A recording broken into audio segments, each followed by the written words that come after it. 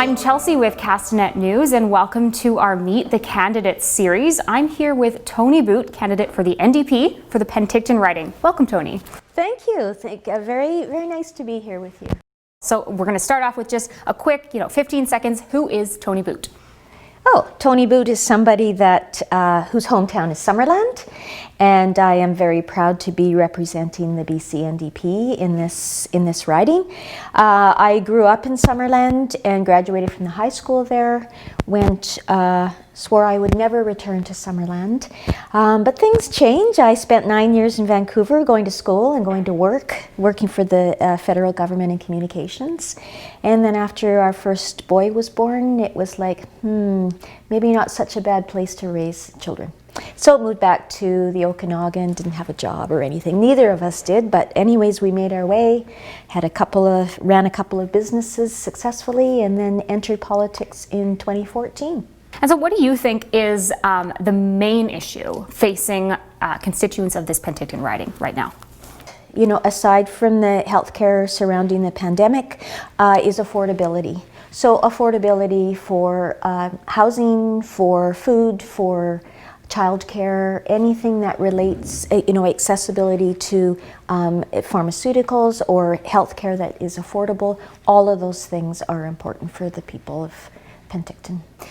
This was a surprise election in some ways. Why was this called now? In your opinion, why is this a good time for it to have been called? Why is it good for Pentictonites to be heading to the polls right now? Well, there has been some opposition to the snap election, as it's been termed. But I think it's really important for all British Columbians, but certainly the people that live in the Penticton electoral area as well.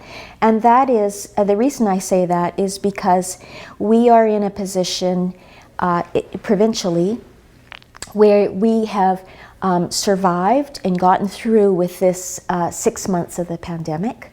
And the pandemic is still going to be with us in May and potentially in the spring of next year, and when the next election was actually scheduled, which is October of 2021.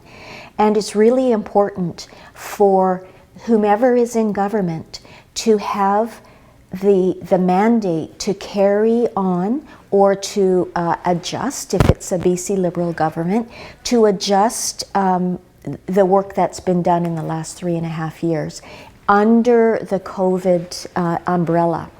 And it's very important that the people of British Columbia are the ones that get to make that decision. And just finally, you, if elected, would be a first-time MLA.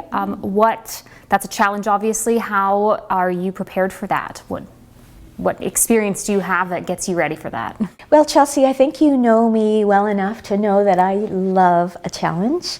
And, I went from having a small business and founding those 2 small businesses and selling those 2 small businesses and onto the political stage with the run for council and then mayor. And in the meantime, I went back and finished my communications degree, went back to university to do that.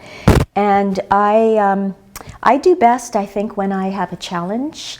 And if it comes with some learning opportunities, just like it was the first time I ran for council and then moving into the mayor's chair. And then, the other work that I'm doing with the RDOS and Grasslands Conservation Council and the Sowens Board, all of those things just increase my experience and my skill level. And I feel quite confident that I have the experience and the energy and the enthusiasm to be a voice for this region at the table over the next 4 years with the John Horgan's team. Hear more from Toni and the 3 others campaigning for your vote in Penticton at the Penticton Herald All Candidates Forum, live streamed on Castanet October 13th at 7 p.m. For Castanet News in Penticton, I'm Chelsea Powrie.